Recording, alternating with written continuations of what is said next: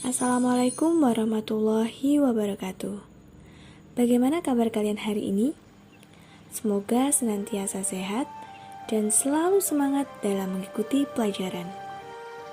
Baik, pada video kali ini kita akan mempelajari materi tentang teks cerita fantasi. Sebelum memulai pelajaran, jangan lupa berdoa dulu ya. Dan siapkan alat tulis untuk mencatat poin-poin penting pada video kali ini. Kalian pasti pernah kan mendengar kisah tentang Pinocchio, Harry Potter, atau Naruto? Bagaimana kalau kisah tentang Keong Mas atau Kancil dan Buaya? Bagaimana? Bukankah cerita-cerita tersebut tidak asing di telinga kalian? Nah, cerita-cerita tersebut termasuk dalam teks cerita fantasi. Langsung kita bahas ya, apa itu teks cerita fantasi? Pengertian dari teks cerita fantasi adalah sebuah karangan yang menyajikan kisah bergenre fiktif dan imajinatif, yang dimana dunia imajinatif tersebut diciptakan oleh pengarang. Perlu kalian ketahui bahwa imajinatif merupakan khayalan semata, jadi teks cerita fantasi tidak benar-benar terjadi di dunia nyata. Selanjutnya, ciri-ciri dari teks cerita fantasi. Ada 5 ciri-ciri di sini. Yang pertama, karangan fiksi atau fantasi. Jadi, cerita fantasi menyajikan hal-hal yang tidak nyata. Tokoh dan latar yang diciptakan penulis tidak hanya ada di dunia nyata, melainkan juga merupakan hasil imajinasi atau hayalan dari penulis. Yang kedua, ide cerita yang terbuka. Penulis bebas menuangkan imajinasinya. Tidak ada batasan, sehingga penulis bisa mengembangkan idenya sesuka hati. Nah, ide atau tema yang paling sering dikaitkan dengan cerita fantasi adalah seputar magis, supernatural, atau futuristik. Yang ketiga, hal yang tidak mungkin dijadikan biasa. Dalam teks cerita fantasi, terdapat banyak sekali kegaiban yang tidak ditemui dalam dunia nyata.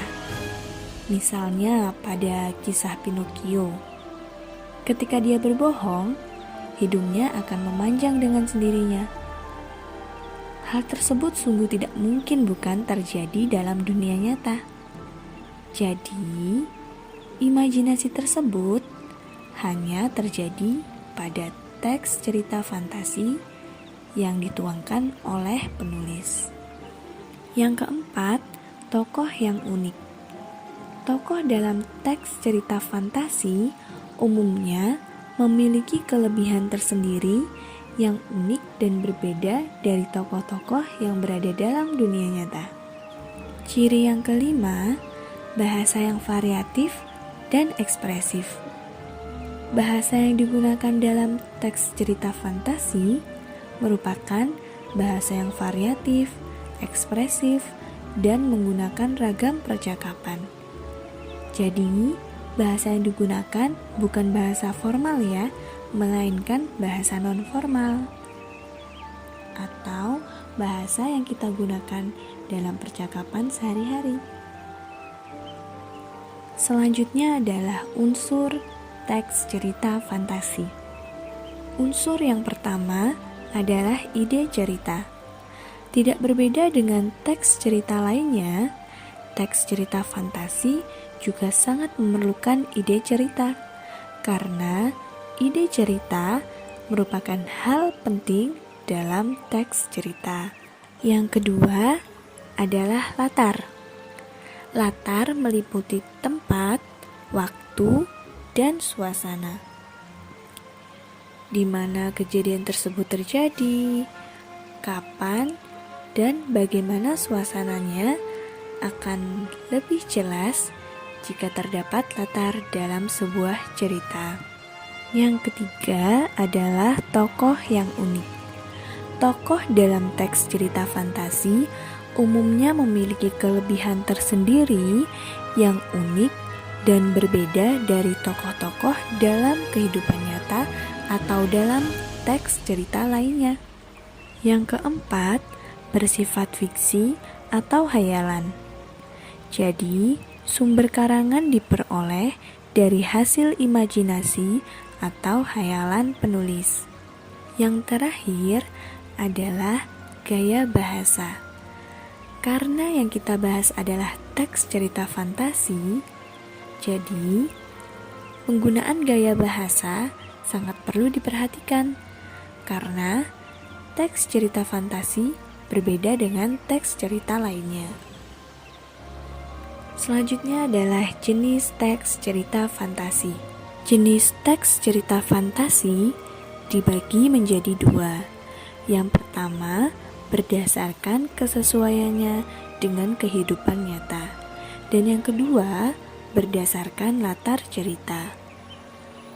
Jika berdasarkan kesesuaiannya dengan kehidupan nyata, cerita fantasi dibagi menjadi dua, yaitu cerita fantasi total dan cerita fantasi irisan. Cerita fantasi total berisi ide dan pencitraan pengarang terhadap wujud sesuatu. Pada jenis ini, semua hal yang terdapat pada cerita tidak akan kita temui di dunia nyata. Yang kedua adalah cerita fantasi irisan. Jadi di sini, cerita fantasi irisan mengangkat tema fantastis tetapi masih merujuk pada tokoh, tempat, latar, atau bahkan peristiwa yang pernah berlangsung pada kehidupan nyata. Jenis teks cerita fantasi jika berdasarkan latar cerita dibagi menjadi dua, yaitu cerita fantasi sejaman dan cerita fantasi lintas waktu. Yang pertama, cerita fantasi sejaman berarti latar yang digunakan pada satu masa. Misalnya, fantasi masa kini, masa lampau, atau masa yang akan datang. Sementara cerita fantasi lintas waktu berarti cerita fantasi menggunakan dua latar waktu yang berbeda. Misalnya, masa kini dengan zaman prasejarah, atau masa kini dan 40 tahun yang akan datang. Bagaimana? Sudah paham atau belum mengenai teks cerita fantasi? Tadi kita sudah membahas mengenai pengertian, ciri-ciri, unsur, dan jenis teks cerita fantasi. Semoga bermanfaat ya. Kurang lebihnya saya mohon maaf. Wassalamualaikum warahmatullahi wabarakatuh.